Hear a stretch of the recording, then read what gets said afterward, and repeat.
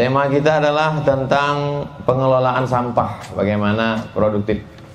Diharapkan kepada bapak-bapak dari Bukit Tinggi jangan tersinggung, ini kok tiba-tiba mentang-mentang kami kok pensiun tentang sampah lo dibahas deh orang kok. Oke, setelah itu ini udah selesai ya. Diaduk rata.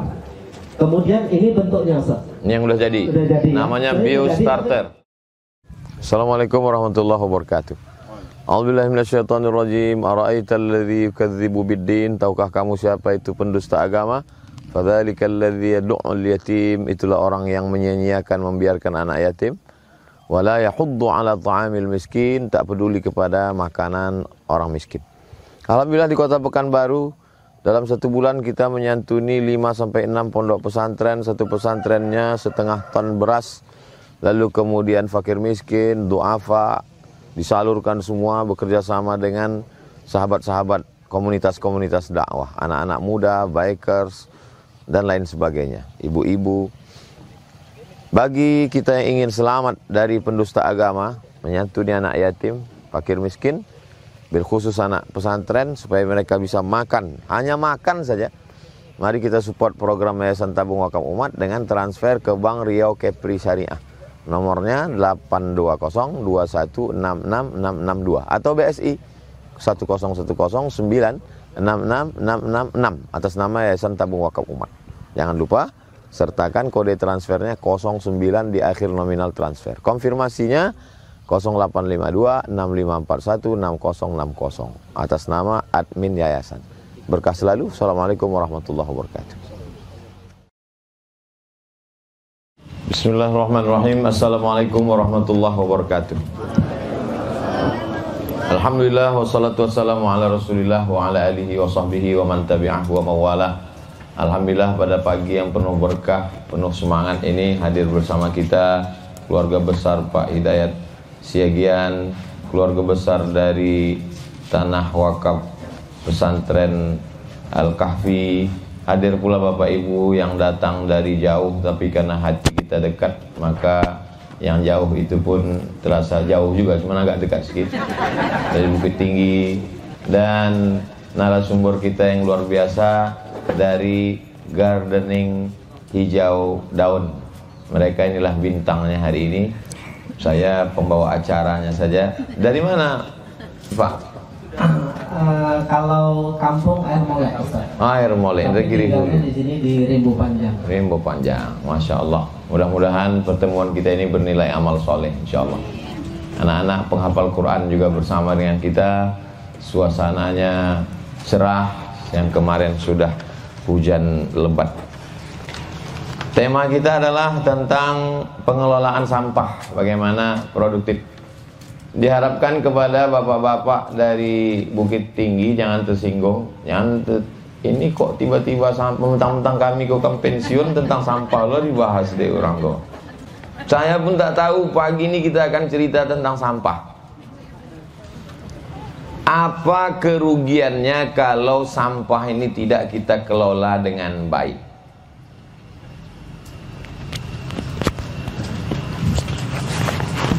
Macam ujian S3 bro.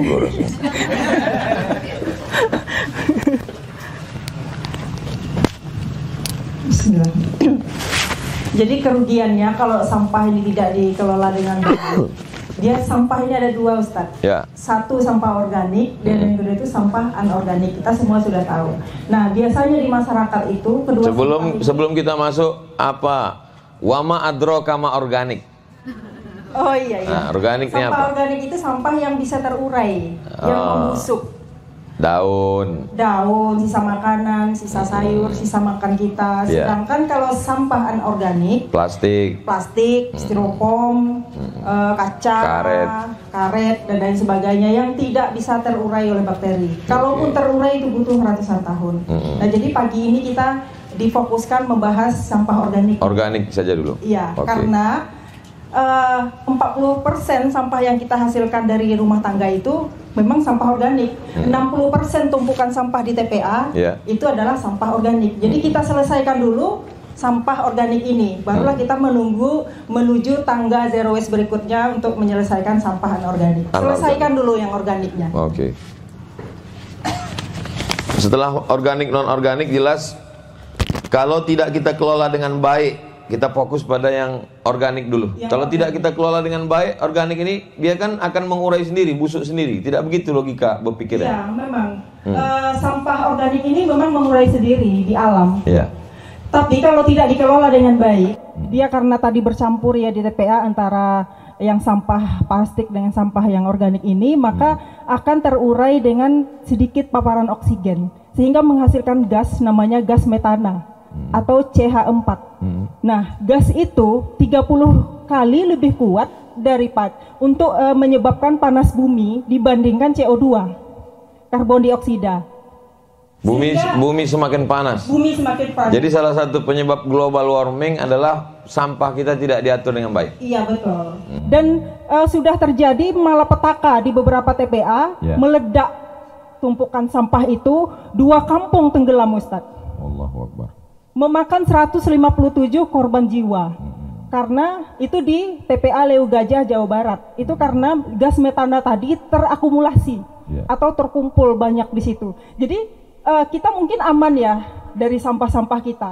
Sampah kita masukkan dalam plastik, kita buang ke TPA. Tapi di TPA sana apa yang terjadi? Kita hanya memindahkan masalah kita dari rumah ke TPA. Jadi tidak menyelesaikan masalah. Jadi sebaiknya kita selesaikan masalah sampah organik ini mulai dari rumah, mulai dari pesantren, mulai dari sekolah dan langkah awal apa yang bisa kita lakukan, Bu, tentang sampah? Kita pisahkan dulu, ini sampah organik, ini anorganik gitu. Iya, minimal kita bisa membedakan mana sampah organik dan mana sampah anorganik. Jadi bukan sekedar bisa membedakan, tapi yakin kalau yang ini bisa terurai, yang ini tidak bisa terurai. Jadi kalau kita tidak mengerti masalah sampah ini, zikirnya kuat, baca Qur'annya banyak, baca Yasin Al-Kahfi malam Jumat, sholat duha, tapi ternyata kita sudah zolim ke orang lain karena kita memindahkan masalah dari rumah kita, akhirnya menjadi tumpukan masalah, ditempatkan di tempat penumpukan sampah dan menzolimi orang lain. Dan sudah hampir overload di TPA di Pekanbaru juga sudah hampir overload ini tumpukan sampah. Dan yang paling parahnya lagi, sampah organik ini kalau tidak dikelola, walaupun dia terurai sendiri ya, tapi karena tidak dikelola, dia menyebabkan pencemaran air dan pencemaran tanah. Jadi kemudian pencemaran udara juga karena menimbulkan bau yang tidak sedap bagi lingkungan di sekitar situ. Udara rusak, air kotor, tanah juga beracun. Salah satu penyebab sungai itu kotor berwarna hitam itu karena aliran dari lindi, dari sampah organik yang terurai, tapi belum matang sempurna. Dia sudah mengalir ke sungai, sehingga sungai menjadi hitam, bau, jorok, itulah yang kita lihat hari ini. Langkah awal kita pisahkan dulu ini organik di anorganik. Setelah itu? Setelah itu, inilah tugas kami, Ustadz. Bagaimana supaya mengompos atau mengolah sampah organik ini semudah membuang sampah pada tempatnya. Nah, itulah kita ciptakan sebuah alat. Mungkin ini suami saya, Ustadz. Beliaulah yang menciptakan alat-alat komposter ini. Masya Allah. Mungkin bisa ditunjukkan Pak Edi komposternya. Silakan Pak Edi. Itu komposternya. Ini adalah salah satu alat bagaimana supaya sampah organik ini tidak menimbulkan bau. Alat ini namanya komposter. Namanya komposter. Di sini dari dijual atau dibuat sendiri, Bu? Kami untuk yang pertama ini pesantren pesan 2 kami jual. Tapi untuk selanjutnya silahkan diduplikat sebanyak-banyaknya. Boleh di copy? Boleh, memang diizinkan. Di-cloning. Karena tujuan kita adalah menyelamatkan lingkungan, bukan komersil. Nah, ini nampaknya Bukit Tinggi 2-3 hari udah keluar komposter. Sari 2 nyawa di otak orang, ketiga awak saya mau tanya. Karena kami juga tidak sanggup memproduksi ini, Ustadz. Karena pesanan komposter ini di seluruh Indonesia pesan sama kami. Tapi Anda ini di copy sebanyak-banyaknya, saya yakin ini akan jadi amal jariah. Iya, ini yang kami harapkan, Ustadz. Pahala akhirat tuh jauh lebih berharga daripada di dunia. Jadi ya Jerman awak galeh komposter saya. Iya, Masya Allah. Oke, lanjutkan Pak Edi. Oke, assalamualaikum warahmatullahi wabarakatuh. Waalaikumsalam warahmatullahi wabarakatuh. Terima kasih Ustadz. Tapi sebelum mulai saya perkenalkan dulu ya Ustadz ya. Baik. Kami dari tim Gardening Center Hijau Daun mempunyai sebuah tempat di Jalan HR Subrantas. Subrantas. Iya, yang dekat Masjid Al Huda tadi Ustadz. Iya. Kemudian tinggal kami di Rimbo Panjang. Kemudian asli kami dari Air Molek. Yeah. Jadi di sini kami akan mempromosikan atau mendemokan cara pembuatan komposter hingga pengaplikasiannya. Jadi mudah ditiru bapak-bapak, ibu-ibu ya. Nanti setelah dari sini bisa dikerjakan di rumah. Boleh. Ini adalah yang sudah jadi ya. Yang sudah jadi hanya tiga bahan ya. Oke, seperti ini. Ya, oke, nanti kita yang belum jadinya kita demokan, tinggal pasang, hanya beberapa, paling sekitar 3 menit siap. Oke, seperti ini udah jadi komposter Bu ya. Ini biostarternya ini adalah untuk awal ya, biostarter ini dibuat sendiri. Terbuat dari apa Pak ini? Terbuat dari kohe ya, kotoran hewan kambing, sekam mentah sama bioaktivator Ustadz. Sekam ini kulit padi. Ya. Campur. Kalau kita belum bisa beli jadi. Bisa, tapi gampang dibikinnya ya. Buat sendiri. Sangat gampang Bu. Nanti kita demokan ya. Iya. Oke, sekarang kita mohon izin ya. Nah, ini yang belum jadi Bu ya, Pak.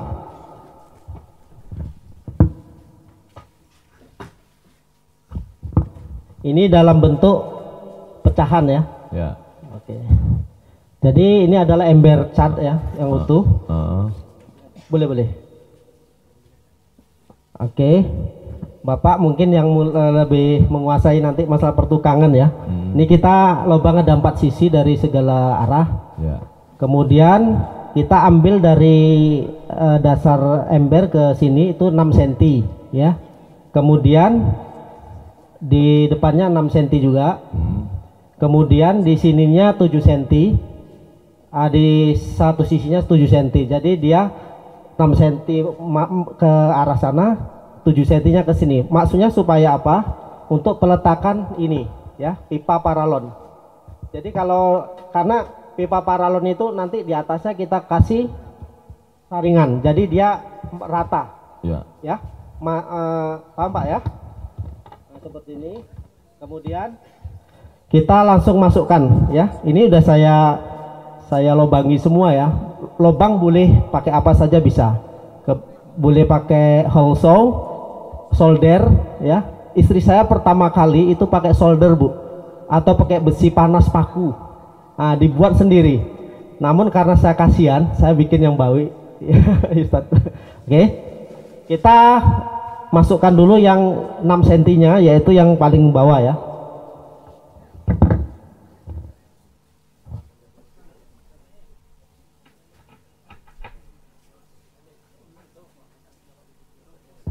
Langkah awal selesai ya. Ya Pak ya. Oke.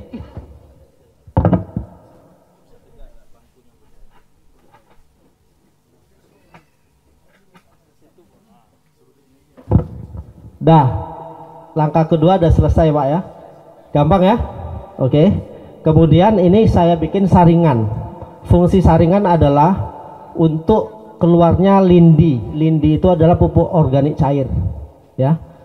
Kita bentuk seperti ini, boleh dari apa saja bisa. Kebetulan saya ini bikin dari tutup ember, saya bentuk seperti ini karena dia lebih kuat ya. Kita masukkan seperti ini Ustaz. Ya. Oke. Kemudian kita langkah terakhir itu adalah pemasangan keran untuk keluarnya lindi. Lindi ini istilah untuk kompos cair. Iya, pupuk organik cair Ustaz. Pupuk organik cair. Seperti ini ya. Ini adalah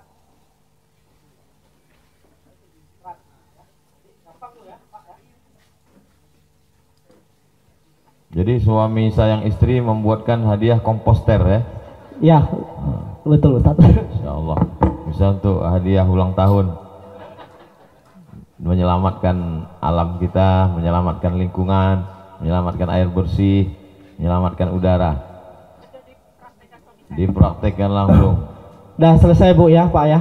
hanya berapa menit, mungkin sekitar 3 menitan ya. Namun karena ini pengomposan ini memerlukan udara, maka kita dikasih lubang seperti ini, lubang kecil ya, satu mata solder, satu mata paku dengan sistem zigzag ya. Kenapa zigzag? Karena supaya udara masuk merata. Kalau lurus aja, di lurusan itu aja udara masuk kan. Tapi kalau zigzag dia merata dari segala sisi. Ini, sini ya. Sama seperti ini juga. Sini. Ya. Oke. Nah, itu adalah cara pembuatan komposter. Udah selesai, Pak. Bu. Selesai komposter. Kita lanjut ke aplikasi atau bagaimana Ustaz? Lanjut aplikasi atau bagaimana? Lanjut bagaimana cara penggunaan komposter? Oke. Cara penggunaan komposter, Bu ya. Pak, biasanya ibu-ibu yang selalu menggunakan ini ya di rumah, karena komposter adalah wadah untuk mengolah limbah rumah tangga menjadi kompos ya, yaitu kompos padat dan kompos cair yang didapatkan. Oke, ada satu yang kurang tadi Ustadz, maaf. Kita harus kasih cap. Karena apa? Saya kemarin komplain sama pelanggan yang memberikan komposter. Kemudian dia kasih komposter di depan. Datang tukang sampah, dilihatnya, oh tong sampah, langsung diangkut dengan sampah-sampah. Tulis ini komposter. Iya. Jadi ketika pagi sudah hilang komposnya dengan komposternya. Hilang. Oke, mana tadi ya?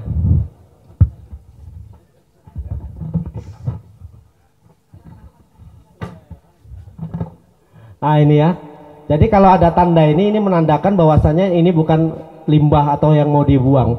Kadang Ustadz langsung. Tapi kalau untuk di Pekanbaru tak mempan kalau hanya sekedar stiker, dikasih rantai besi. Ya bisa juga karena kan seperti ini ya. Digembok. Komposter. Jadi kita arahkan untuk di sini, boleh pakai apa saja boleh. Komposter, bacaan kompos besar, yang penting ada tanda ya. Bisa membuang sampah langsung organik ke komposter atau mesti ditumpuk dulu atau gimana teknisnya, Pak Edi? Oke. Kalau kita langsung untuk pengaplikasian, kita kan mengolah Ustadz. Jadi mengolah kita harus pakai step by step. Jadi yang dibutuhkan tadi adalah untuk pengaplikasiannya biostarter. Biostarter ini diolah dari kuhe kambing, ini kotoran kambing. Oh iya ini, sorry. Dengan kulit padi, skam. Ya, cuman ini aja, ya. Bahan biostarter, kuhe kambing, ya, yang sudah kering boleh, yang nggak kering pun boleh juga. Kemudian sekam padi, ya, kulit padi, Bu. Ya. Ini umur tai kambing ini ada syarat enggak? Bebas aja ya. Kalau terlalu basah kan kita agak geli ya. Iya. Cari yang kering aja lah. Kalau umur kita nggak bisa pastikan berapa ya. Yang penting kering. CK berarti. Ciri kariang. Iya. Kemudian ada dua bahan ini, baru kita lanjutkan ke mol. Ini E4 ya. Mana E4-nya? Ini. Mol. Ini ya mol. Mol ini adalah cairan E4. Ya, jadi kalau udah biasa gunakan tata cara pembuatannya, satu tutup ini ya, satu tutup E4 campur ke 1 liter air, ditambah molasis. Molasis itu tetes tebu. Karena molasis itu kan limbah ya, limbah sisa ya. Kita gunakan yang sisa-sisa Ustadz. Boleh juga dari gula pasir atau gula merah. Karena dia diaktifkan, bakteri yang di E4 ini dia sistemnya dorman kalau belum dicampur itu. Dorman itu artinya istirahat sementara ya, atau tidur. Jadi setelah ditaruh molase dia hidup ya, seperti itu. Jadi kenapa kita dibeli di mana Pak Edi? Ya, dibeli di mana? Di toko pertanian semua ada Ustaz. Pertanian? Ya. Oke, kalau tetes tebu di mana aja ada. Kalau gula dimanapun ada. Kenapa kita pakai itu? Supaya kita nggak bersaing juga sama bakteri gula kita makan juga kan gitu kan. Oke. Setelah dicampur satu sesuai yang saya sampaikan tadi, baru kita aduk ini ya. Kita aduk. Mana? Ya, supaya kita lebih paham. Ya. Ya Bu ya, mungkin bisa di apa nanti aduk seperti ini, siram.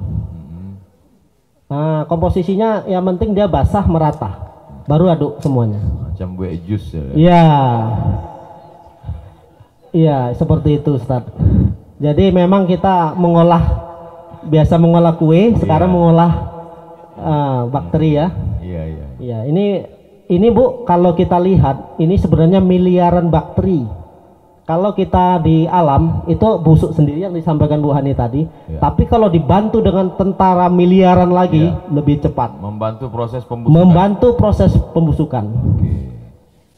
Oke, setelah itu ini udah selesai ya, diaduk rata. Kemudian ini bentuknya Ustaz. Ini yang udah jadi. Udah jadi ya. Namanya udah jadi, tapi namanya biostarter. Starter ya, starter itu area awalan ya. Awal. Baru kita masukkan. Masukkan ke komposter. Ya. Sebagai dasar ya. Yang itu aja pakai, ini aja pakai. Oh boleh Pak. Kita lanjutkan ini aja ya. Ya.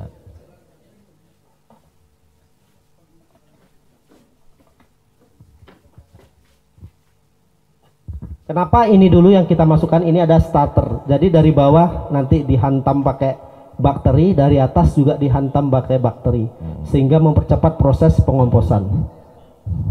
Tidak berbau. Jadi kelebihan komposter ini Ustadz, pertama mudah dibawa-bawa, pindahkan, sederhana, kemudian bersih ya, tidak berbau, kemudian dia bisa menghasilkan 2 kompos ya, cair dan padat. Jadi lebih fleksibel dan bisa ditumpuk seperti ini, bisa ditumpuk. Jadi menghemat tempat ya, efisien dan efektif. Kemudian ini adalah langkah awal ya. Kemudian kita masukkan sampah hijau. Sampah hijau seperti ini kami bawa. Nih. Apa beda sampah hijau dengan organik? Oh, sampah dipisahkan lagi antara hijau dan coklat. Iya. Kalau sampah hijau sama organik, hijau adalah organik. Organik. Iya. Coklat organik. Juga organik. Cuman dia ada 2 pisah ya. Kalau yang hijau itu cenderung basah. Berarti dari awalnya tadi kita udah selektif pemisahan antara organik, anorganik. Organik itu sendiri ada yang hijau, ada yang coklat. Karena kalau tidak kita kan nanti kacau. Ya betul Ustaz. Jadi yang disampaikan Ustaz tadi, itulah kita mulai memilah sampah dengan sendirinya. Dari tong sampah kita udah ada 3 kotak, organik, anorganik, hijau, coklat. Iya. Karena kalau tidak nanti kita sibuk milih sampah habis waktu. Jadi betul ya.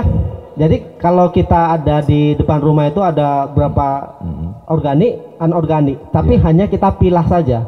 Kita nggak mampu mengolahnya. Jadi kecenderungan bosan itu tinggi Ustaz. Sekarang enak-enak, besok sudah lupa lagi kan gitu kan. Tapi kalau kita tahu manfaatnya, itu dengan sendirinya terpilah sendiri ya. Oke. Ini ya sampah hijau. Itu contohnya Ustadz, kulit buah, kemudian sayur, kulit telur ya, kulit telur bisa Bu ya, kemudian jengkol segala macam ya. Yang penting dia tidak daging mentah. Daging mentah jangan ya. Tulang-tulang boleh, daging sisa boleh, tapi yang sudah dimasak. Tulang dari Medan jangan. Ya, boleh. Oke, kita lanjut masukkan ya, masukkan semua ke dalam tong komposter. Nah, sudah seperti ini. Baru kita hantam lagi sama bioaktivator tadi. Ya, bioaktivator tadi adalah campuran dari E4, kemudian molasses sama air 1 liter. Ini semua ada di toko hijau daun pertanian. Hijau daun pertanian. Hubungi nomor kontak berikut ini. Iya. Ya. Jadi dari bawah tadi udah ada hantam sama starter kitnya, itu bakteri ya, miliaran. Ini isinya bakteri juga Bu. Bakteri Pak, semua. Ya. Kita baru semprot atau kita perci atau kita semprot. Ada semprot tadi? Boleh Pak, perci pakai tangan boleh. Karena ini adalah bakteri baik. Oh, ini bakteri soleh. Iya, bakteri soleh Ustadz. Boleh silakan. Seperti ini. Terkejut tadi. Udah ya. Jadi setelah itu baru kita lakukan pelapisan dengan sampah coklat. Kenapa kok seperti itu? Karena kalau kita sampah ini saja itu nanti lama, kemudian tidak ada penyeimbang, kemudian dia cenderung becek, ya. Jadi pengomposan agak kurang cepat. Bisa tapi kurang cepat. Baru kita masukkan sampah. Sampah coklat itu sampah daun. Ini kokopit atau sabut kelapa ya. Ini sekam padi atau tanah, warnanya coklat semua ya. Nah, baru kita taruh di atas. Salah satunya boleh. Tidak mesti daun-daun aja boleh. Daun-daun. Daun selapis boleh. Dah sepertinya. Kenapa di atasnya? Kalau kita taruh di bawah sampah coklat itu kan nggak nampak, supaya kita nggak geli ya. Nasi ketutupan. Sama ampas kelapa masuknya masuk semua. Masuk ke sampah hijau. Oh, walaupun dia putih masuk hijau ya. Iya. Ya. Mudah membusuk itu hijau. Iya. Insya Allah setelah ini ya, kita kan ini 1 hari Bu ya, Pak. 1 hari masuk sini. Pemasukannya tidak mesti pagi, siang, enggak? Tidak, terserah kita masak kapan. Ya. Masukkan saja. Dengan catatan dipilah. Ya. Kita beli sayur dari pasar, dicampur situ kan, plastiknya pembungkus misalkan ya, kemudian kangkungnya, karetnya itu dipisahkan. Secara otomatis kita memilah sendiri kan, organik. Jadi dicuci plastiknya, simpan atau kita bersihkan, kemudian yang sampah hijaunya kita masukkan ke sini. Kalau masalah sampah coklat, daun-daun kering banyak Bu ya, bisa diambil saja. Kemudian besoknya kita melakukan masak yang sama ya. Kita masukkan lagi sampah hijau, ditaburi lagi sama bioaktivator, diperciki. Kemudian terakhir sampah coklat, tutup sampai penuh, buat seperti itu. Setiap kita masukkan sampah, hijau timpa itu. Coklat, hijau timpa coklat. Ya, itu aja. Seperti kue lapis. Oke. Sampai berapa lama, Pak Edi? Boleh. Jadi kalau sudah seperti itu, nanti akan keluar pupuk organik cair selama 1,5 minggu Ustaz. 1,5 minggu keluar pupuk organik cair yang dikeluarkan melalui keran. Ya, nanti 1,5 minggu, jangan lupa ya. Jangan lupa setelah 1,5 minggu ini Ustaz, ini dibuka kerannya. Kalau kita terlalu lama 1 minggu, 1 minggu sekali. 1 minggu sekali kita buka, kita tampung pakai botol. Nah inilah. Ini adalah pupuk yang pupuk organik cair. Kalau sudah pakai ini Bu, Ibu nggak usah beli pupuk yang lain lagi. Misal pupuk kimia ya. Kimia itu kan instan, seperti impus dia Ustaz. Hari itu kita gunakan langsung seger. Tapi nggak mungkin diimpus terus setiap hari kan, rusak. Badan kita rusak sama dengan tanah. Kalau pakai ini itu semakin subur karena bakteri, mengandung bakteri. Jadi tata caranya adalah ini adalah kandungan pupuk organik cair sangat tinggi ya. Kalau saya ukur dengan TDS meter itu sampai 3.000-an, 3.000. Kebutuhan untuk tanaman paling sekitar 500, 3.000 ppm per 4 million ya. Jadi kalau kebutuhan tanaman adalah sekitar 300 sampai 500 ppm. Jadi kita tambah air ya. Kalau untuk satu komposter nih 1,5 minggu 10 hari menghasilkan berapa botol, berapa banyak Pak Edi? Kalau pengalaman kami Ustadz untuk ini, itu 1 minggu itu bisa satu botol ini. Dengan syarat penuh tadi sampahnya? Nggak harus penuh Ustadz. Setiap minggu walaupun belum penuh tetap dikeluarkan. Tetap dikeluarkan. Jangan sampai penuh baru keluarkan. Dia udah naik ke sini nanti bocor-bocor ya. Nah, jadi setiap minggu jangan lupa walaupun belum penuh Ustadz, itu tetap dikeluarkan. Diambil pupuk organik cairnya. Jadi dia perbandingannya 1:10. 1 botol ini ya sekitar 500 mili. Kalau nanti pupuk organik cair dari asrama Nurul Azhar udah berlebih-lebih, bisa bantu pemasaran? Bisa Ustaz ya, ini mahal ya. Pupuk organik cair ini mahal. Setengah liter itu dijual lebih kurang 50.000. Setengah liter. Kalau ibu 1 bulan bisa 4 ini apa enggak 200.000 dari situ ya, tergantung ibu bisa mengimplementasikannya ke semua teman-teman ya. Bagaimana dengan yang itu tadi, berapa lama baru dia jadi pupuk organik? Ini adalah kompos cair, itu 1 minggu ya. 1 minggu bisa keluarkan. Kalau untuk ini, untuk kompos padatnya, itu dipanen 1,5 bulan sampai 2 bulan dari sampah terakhir yang kita masukkan. Setelah masukkan sampah terakhir hari ini, tutup, maka 2 bulan ini baru bisa panen. Seperti ini contohnya. Turun ke bawah. Dia turun terus sampai sudah maksimal, tutup. Sampah terakhir. 2 bulan, setelah itu buka, itu matang semua. Kalau enggak, itu yang di bawah pasti udah matang ya. Tapi kan kita semua 2 bulan full matang. Contoh yang udah matang Pak Edi. Ini Ustaz. Ini. Ini ya. Kalau yang udah matang ini per kilo juga? Per kilo? Bisa selama ini sih kita belum ada jual Ustaz untuk aplikasi sendiri di rumah. Jadi sendiri. Kita nggak pakai pupuk kimia. Jadi kita ada kebun di samping. Insya Allah kita pakai pupuk organik ya. Jadi ini adalah nanti kita hibahkan ke pesantren. Nanti Ibu Hani bisa terangkan manfaatnya, semuanya sangat manfaat. Ya, ini bisa kita masukkan 1 genggam aja Bu ya, 1 genggam. 1 genggam untuk 1 pot. Ya, 1 genggam Ustaz untuk 1 pot. Ya. Ini ada bayam dari Brazil. Berarti habis makan ini bisa main bola. Ya, seperti ini. Masya Allah. Itu Bu, dia lebih subur dari pupuk kimia untuk berkelanjutan ya. Jadi untuk cara ini Ustadz, tadi maaf lupa, 1:10 ya, campurkan 10 liter air sama 1 botol ini 10 botol air ya. Kalau ibu langsung tumpahkan ini mati dia Ustadz, karena terlalu banyak, terlalu tinggi, terlalu sehat mati. terlalu tinggi dia ya, konsentrasinya terlalu tinggi. Baru kita bersihkan ke sini ya. Setiap 3 hari sekali boleh, seminggu sekali boleh, tergantung kesuburan, pingin subur atau tidak, setiap hari boleh. Seperti ini ya. Ini ya. Ini ya. Seperti ini ya. Berarti ini kan 1 liter, berarti 1 liter kita masukkan 100 ya. Sorry, 100 cc ini.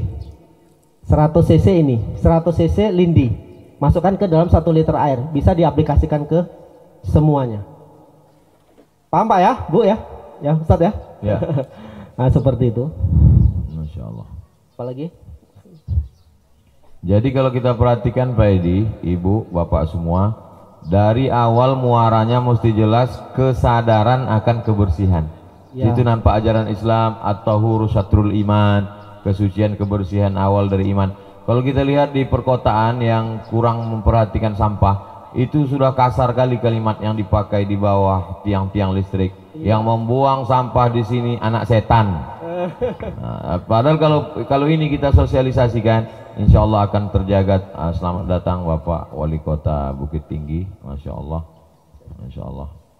Ini Pak Wali datang, berarti kita mesti ulang dari awal lagi Pak Edi. Duduk Pak Wali. Selamat datang, Masya Allah. Oh, ini tadi sampah yang dapat di jalan, tapi belum dipisahkan antara organik dan anorganik. Ini bagus sekali dikembangkan di Bukit Tinggi karena banyak pasar dan banyak sampah-sampah Pak Wali. Pinjam 1 tempat duduk ya. Masya Allah. Kasih kursi untuk Ibu Ketua PKK Dharma Wanita.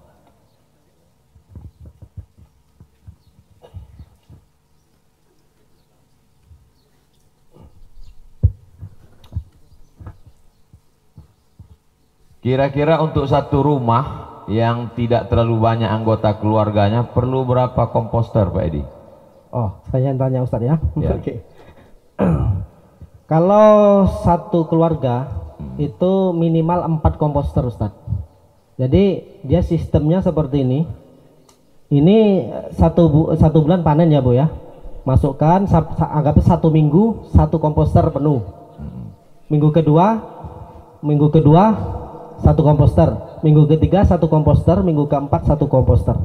Kemudian muternya seperti itu. Jadi kalau pingin amannya itu 5 komposter sampai 6 komposter. Tapi kalau untuk keluarga kecil 4 komposter cukup. Dengan catatan 1 minggu 1 komposter. Ini pesantren kita ada santrinya 25 orang, ditambah ustaz, ditambah yang lain sebagainya. Berapa komposter? Oke. Jadi kalau banyak satu rumah kita sarankan 4 komposter. Satu rumah 4 komposter. Ya. Kalau ada dapur umum kita pakai komposter tong yang besar, Ustaz. Bentuknya seperti ini, bisa buat tong besar. Iya, drum. warna drum itu. Ya, drum biru. Ya. Drum warna biru bisa kita buat komposter. Sama pengerjaannya seperti ini. Penempatan komposter ini apa dia misalnya ada bakteri, kuman, penyakit mesti sekian meter jaraknya dari dapur kalau nanti di asrama? Kalau komposter itu tadi sudah disampaikan kelebihannya tidak berbau, aman dari gangguan tikus, hewan-hewan lain ya, karena dia ini ada penguncinya kita pilih. Ditutup, ya. Jadi insya Allah aman, jarak-jarak di belakang rumah entah 2 meter 3 meter insya Allah aman. Yang tidak ada jaminan aman dari pencuri aja. Iya. Ya? Kalau depan rumah karena bentuknya menarik bagi orang Bu ya. Cantik nih, nah, bisa diangkut gitu Ustaz. Tapi tetap di rumah itu ada tong sampah yang paling tidak 3 ya. Organik, anorganiknya dibagi 2, hijau dengan coklat. Ya. Karena kalau salah dari awal kita akan ribet. Kalau kita sudah ribet, kita malas, akhirnya kita hanya buang sampah. Ya udahlah, buang aja lah. Ya, itu lebih baik. Ya, itu yang kita anjurkan seperti itu.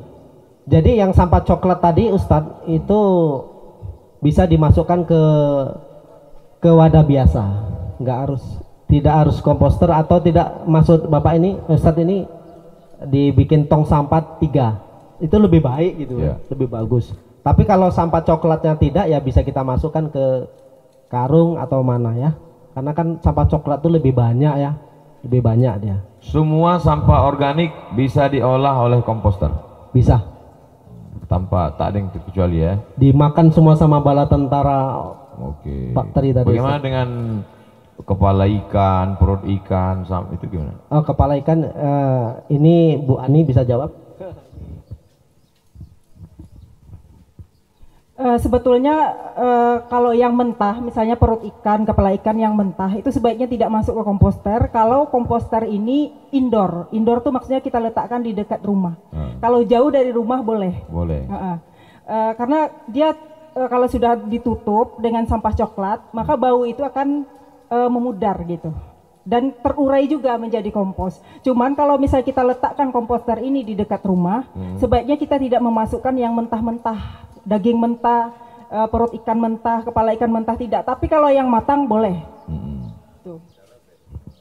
Apa kendala yang selama Hijau Daud mengelola sampahnya, apa kendala terbesar Pak Edi dan Ibu? Kalau kendala saya pribadi, pertama kali saya mengompos, saya ketakutan adanya maggot, Ustadz. Ulat. Saya ketakutan. Jadi saya kira pertama kali dengan adanya maggot saya gagal mengompos. Ternyata setelah dipelajari lagi, kami sudah 10 tahun ya mengompos ini. Jadi semakin lama semakin tahu. Ternyata maggot itu justru diharapkan hadir di komposter. Karena selain dia menjadi pakan ternak, makanan ayam, ikan, dia mengandung protein tinggi dan ternyata dia membantu pengomposan. 1 kilo kompos itu selesai oleh si maggot dalam 24 jam dimakan, dan kotorannya itu menjadi pupuk yang kaya nutrisi mengandung asam amino. Jadi saya dan suami waktu itu berkunjung ke perusahaannya milik orang Belanda kalau nggak salah itu, namanya Bicycle. Jadi maggot itu diekspor ke luar negeri berton-ton. Kita dapat kotoran maggotnya berupa kompos yang dijual di pasaran sekarang ya, untuk pupuk sawit, pupuk kebun, seperti itu. Jadi ternyata orang luar negeri sudah lama memanfaatkan maggot, sedangkan kita masih berkutat dengan rasa geli gitu. Jadi kita tidak bisa menghilangkan rasa geli, tapi kita harus berkenalan dengan si maggot itu. Iya, tak kenal maka tak sayang. Iya. Berkenalan dan kami kemudian karena saya geli, termasuk yang geli itu tidak bisa dihilangkan Ustadz kalau rasa geli itu ya. Jadi karena saya geli, saya semakin berpikir bagaimana cara mengatasinya, bukan membuangnya. Itu makhluk hidup, ya makhluk hidup tidak boleh kita ada orang Ustadz disiramnya dengan air panas. Oh, nggak boleh. Itu nggak boleh.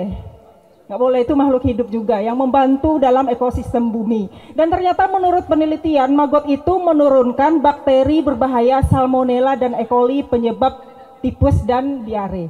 Jadi adanya maggot itu justru membuat lingkungan itu semakin sehat. Sudah diciptakan Allah sesuai, ada fungsinya masing-masing. Iya, ada fungsinya masing-masing. Di Australia pernah diadakan pemburuan kucing sebanyak 2 juta kucing liar dibunuh habis.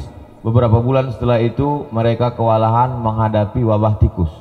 Iya, seperti itu. Jadi ekosistem itu harus dalam keadaan seimbang di alam. Nah, jadi kemudian karena kita tahu itu maggot itu bagus untuk pakan ayam, maka pelihara ayamlah saya Ustadz. 1 ekor cuman, karena kita kan di perkotaan nggak boleh banyak ayam. Makan ulat, ayamnya kita makan. Iya, ayamnya kita makan. 1 ekor insya Allah itu tidak menyebabkan masalah di rumah ya. Cuma 1 ekor untuk memakani maggot di komposter ini. Ya, jadi untuk ikan juga. Untuk beberapa ikan saya juga. lihat ikan yang daripada dia makan pelet, maka makan kami maggot. Yang tidak nyaman dengan ulat atau apa, sebut nama kerennya, maggot. Iya. Jadi di rumah kami juga pelihara ikan akhirnya, sehingga maggotnya bisa diambil untuk kasih makan ikan seperti itu. Atau kalau yang tidak punya ayam, tidak punya ikan, siapkan sampah coklatnya. Jadi setiap memasukkan sampah hijau, itu kan tadi diajarkan ya memasukkan sampah coklat, sehingga si maggot itu hidup tapi tidak terlihat oleh mata kita. Seperti itu. Masya Allah, informasi yang luar biasa. Kita bisa menjaga kesehatan keluarga, masyarakat, kebersihan air, udara. Masyarakat kita menjadi masyarakat yang religius, agamis, tidak hanya pada ritual ibadah, tapi juga pada hidup keseharian. Dan ada keuntungan ekonomi. Pertanyaan yang sudah disiapkan sebanyak 7 pertanyaan sudah habis semua, bahan saya sudah habis. Selanjutnya saya serahkan kepada Bapak Ibu. Kalau ada yang ingin ditanyakan langsung ke Pak Edi dan Ibu, silakan. Falyatafadhal.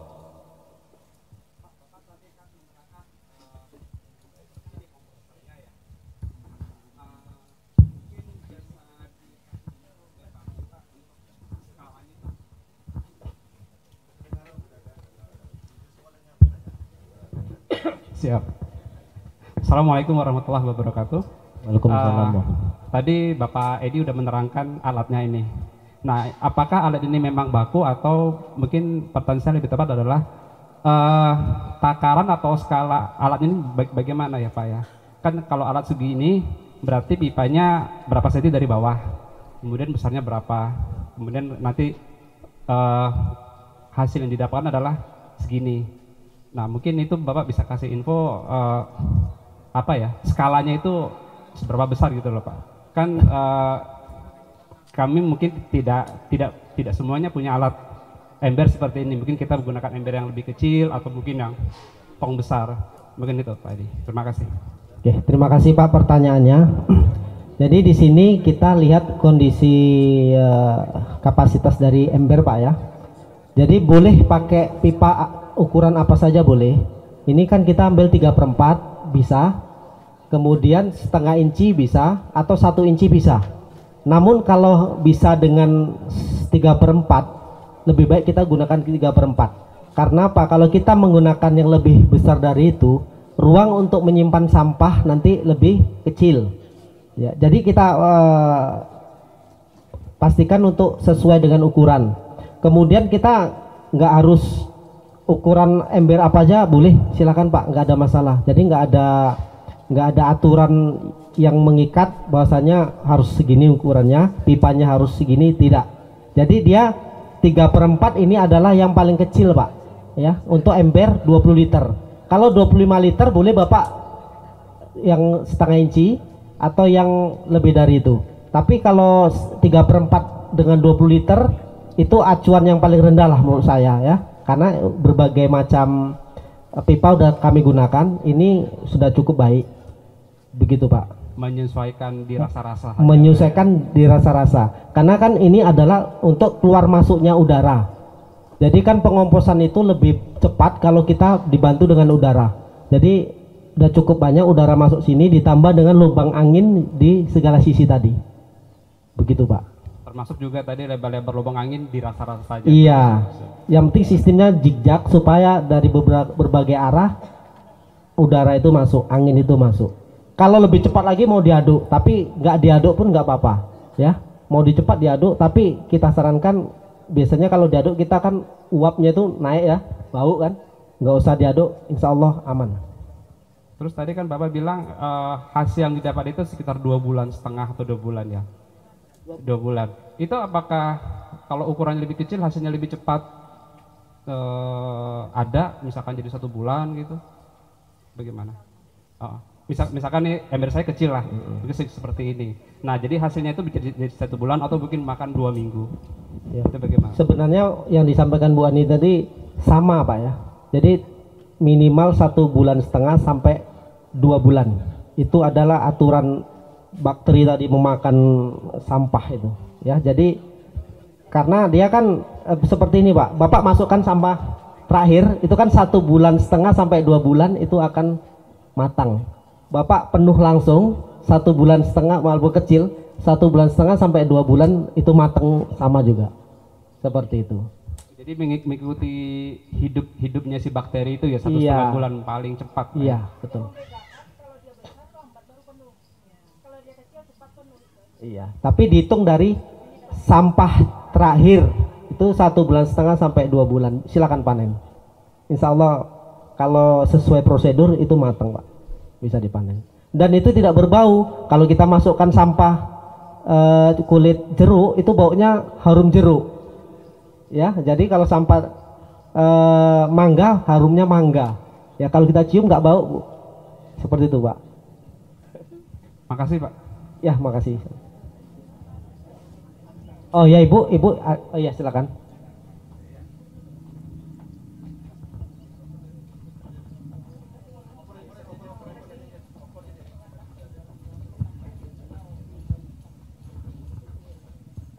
Terima kasih. Assalamualaikum warahmatullahi wabarakatuh. Waalaikumsalam warahmatullahi wabarakatuh. Perkenalkan saya Darnilawati dari komunitas Ummu Aisyah.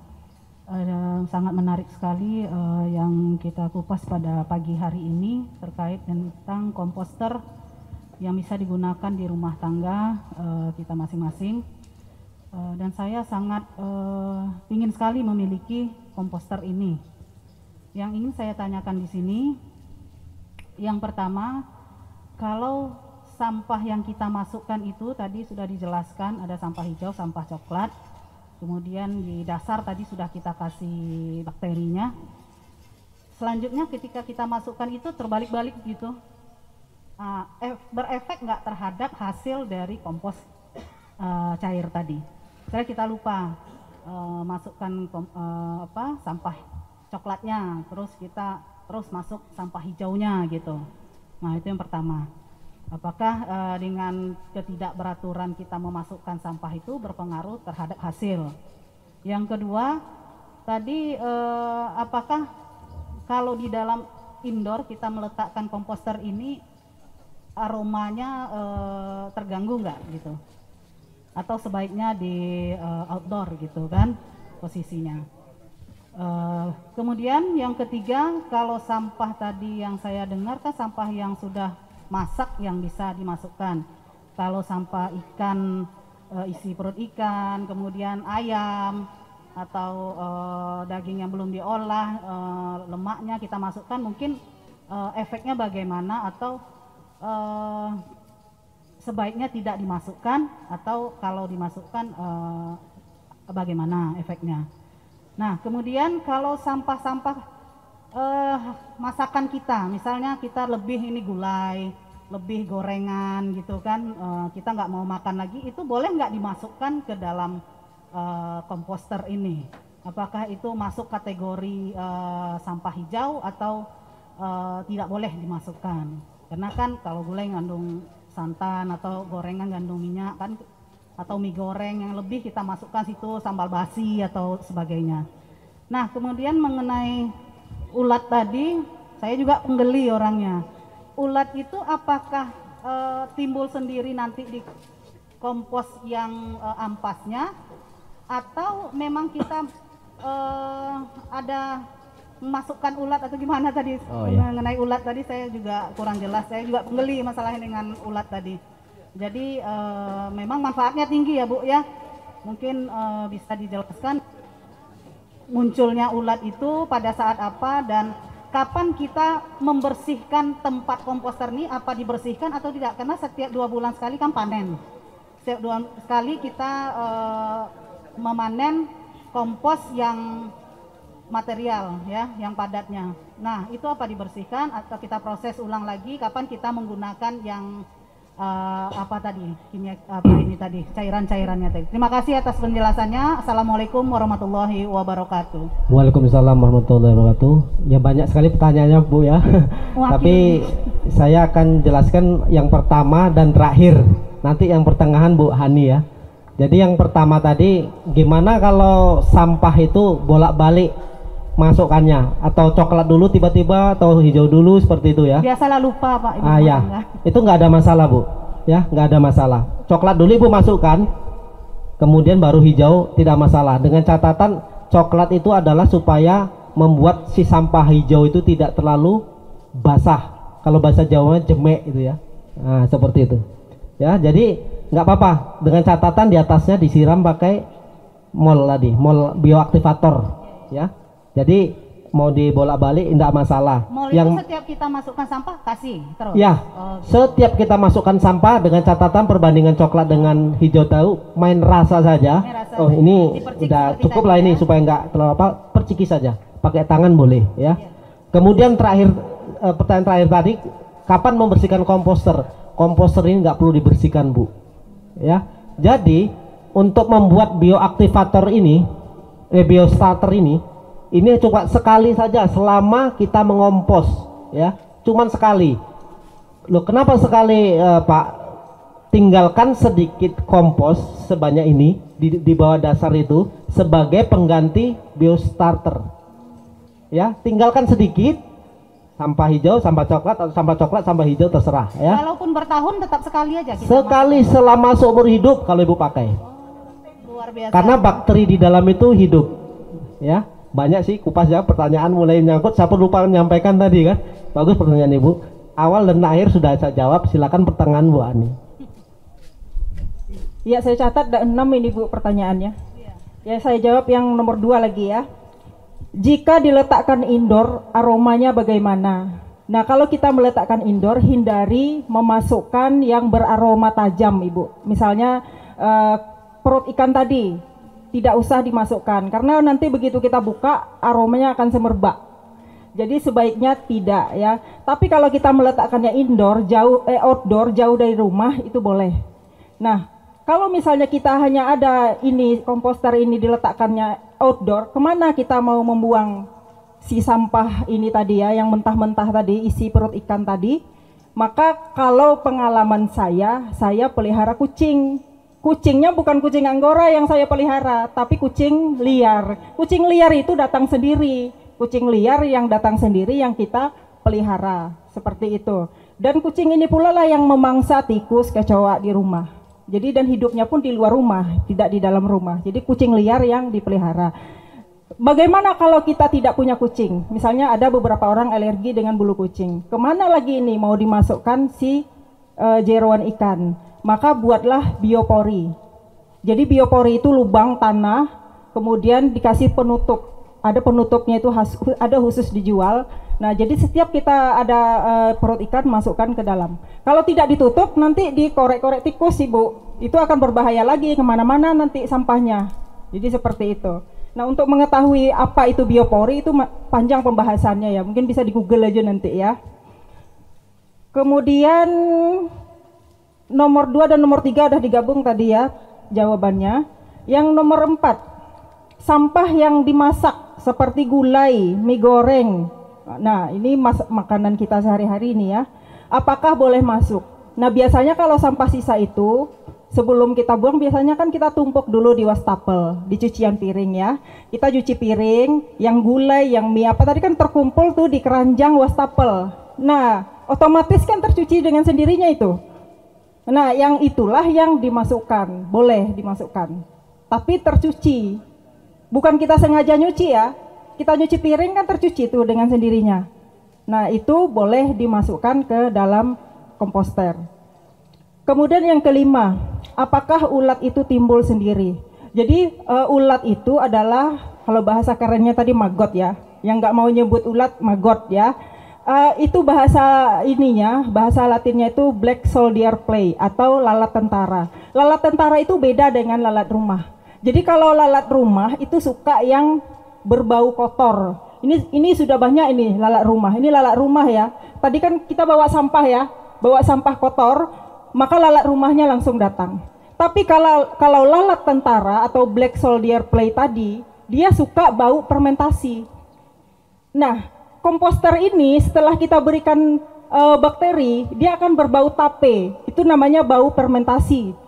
Seperti bau asam-asam segar gitu ya. Nah, itulah yang disukai oleh lalat tentara. Jadi, lalat tentara itu tidak timbul sendiri, tapi telurnya itu sudah menempel sejak awal di sampah kita.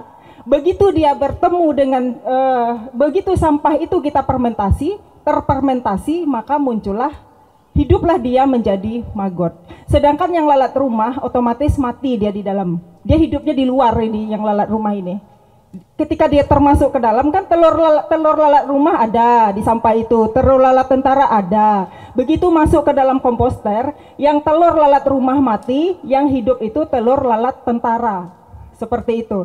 Nah, lalat tentara ini di mana hidupnya? Hidupnya di nektar bunga, Bu. Sama dengan kupu-kupu, dia menghirup madu. Tadi ada 1 ekor saya lihat lalat tentara di sini. Jadi beda, agak besar dari lalat rumah, lalat tentara itu. Jadi lalat tentara itu tidak jorok. Yang jorok itu lalat rumah, itu berbeda. Lalat hijau beda lagi, Bu. Lalat hijau itu jorok, Ibu. Lebih parah dari lalat rumah. Jadi memang kita harus kenal ya jenis-jenis lalat gitu. Lalat buah lain lagi. Lalat buah itu yang berada di dalam buah, di luar mulus buahnya, di dalam tiba-tiba ada ulat. Bagaimana bisa ada ulat di dalam sementara kulit buah mulus? Nah, jadi lalat itu punya sungut, dia suntikkan telurnya ketika si buah masih muda. Jadi begitu masak, udah penuhlah ulat di buah tadi. Itu lalat buah. Nah, itu. Kemudian yang keenam sudah dijawab ya. Saya tadi lupa menyampaikan manfaat mengompos. Jadi 1 kilo kita mengompos itu sama dengan kita menanam 5 pohon beringin. Itu sudah ada penelitiannya. Karena tadi setiap kita mengompos, kita mengurangi pencemaran gas metana di bumi.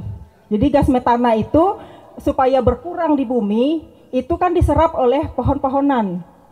Nah, dengan kita mengompos, zat metananya itu bisa kita kelola, maka sama dengan 1 kilo mengompos sama dengan kita menanam 5 pohon beringin. Jadi yang nggak punya tanah untuk nanam pohon, mengompos lah. Seperti itu.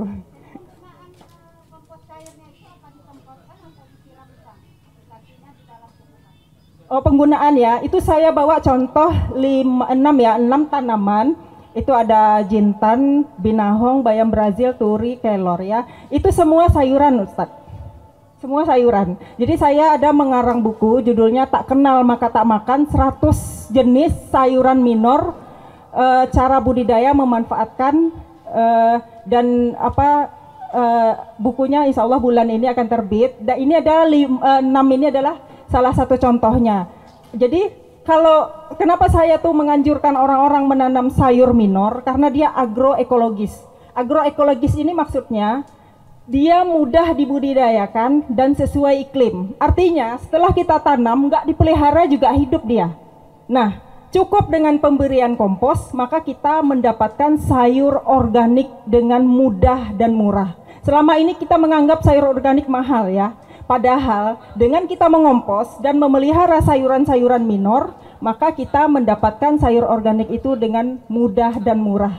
Jadi sehat itu sebetulnya tidak mengenal kaya dan miskin. Sehat itu adalah milik semua orang asal kita tahu ilmunya. Contoh kelor. Kelor itu kalsiumnya 22 kali susu, vitamin A-nya 7 kali wortel, vitamin C-nya itu setara jeruk ya. Potasiumnya 36 kali dari pisang, Kemudian proteinnya 4 kali telur. Itu sudah penelitian di luar negeri. Padahal nenek moyang kita dari dulu sudah makan kelor.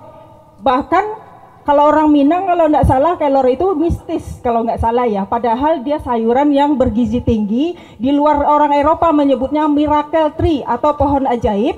Bahkan WHO menganjurkan di Afrika penanaman pohon kelor untuk mengatasi gizi buruk di sana. Sementara di Indonesia kelor itu dilempar hidup. Yang kata orang lempar kayu tumbuh jadi tanaman itu memang benar. Kelor itu dilempar batangnya hidup. Bagaimana mungkin kita bisa kekurangan gizi sementara kelor ini adalah tanaman asli Indonesia. Itu satu dari 100 jenis yang kita identifikasi bersama ahli bahwasanya sayuran-sayuran minor itu tidak kalah gizinya dibandingkan sayur-sayuran yang mahal-mahal itu. Dengan mengompos maka si sayuran ini berbahagia, dia bertasbih kepada penciptanya. Karena kenapa?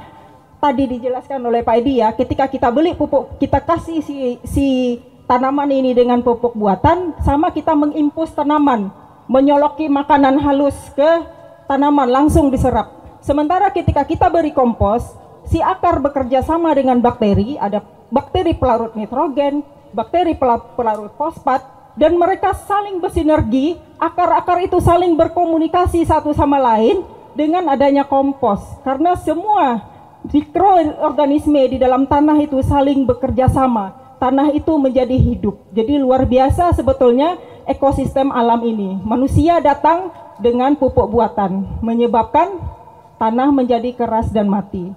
Bukan berarti tidak perlu pupuk buatan, sesekali mungkin butuh ya, seperti kita membutuhkan impus. Tapi tidak untuk selamanya. Seperti itu. Tolak-tolakan kami nih. Jadi sebagai penutup dari kami Gardening Center Hijau Daun, maka dari awal pilahlah sampah. Jangan sampai kejadian seperti kami temui di jalan ini tertabrak ya oleh kendaraan karena mereka membuang sampah di jalan, dicampurlah antara sampah organik dan anorganik seperti ini. Nah, yang seharusnya dari awal itu sudah kita pilah, itu minimal itu dulu yang dilakukan, karena untuk tangga zero waste itu banyak lagi ke atasnya. Bagaimana mengurangi sampah plastik itu mungkin lain lagi bahasannya. Jadi untuk tangga pertamanya adalah bagaimana dipilah sampah organik dan sampah anorganik sejak awal. Jangan sudah bercampur dipilah, itu repot ya. Sejak awal kita pilah dan masukkanlah ke dalam komposter sehingga menjadi kompos, dan komposnya bermanfaat untuk ekosistem. Dari alam kembali ke alam, dari bumi kembali ke bumi. Seperti itu. Apa yang kita konsumsi kita kembalikan lagi ke alam, alam pun akan memproduksi makanan lagi untuk kita. Demikian dari kami. Assalamualaikum warahmatullahi wabarakatuh. Assalamualaikum.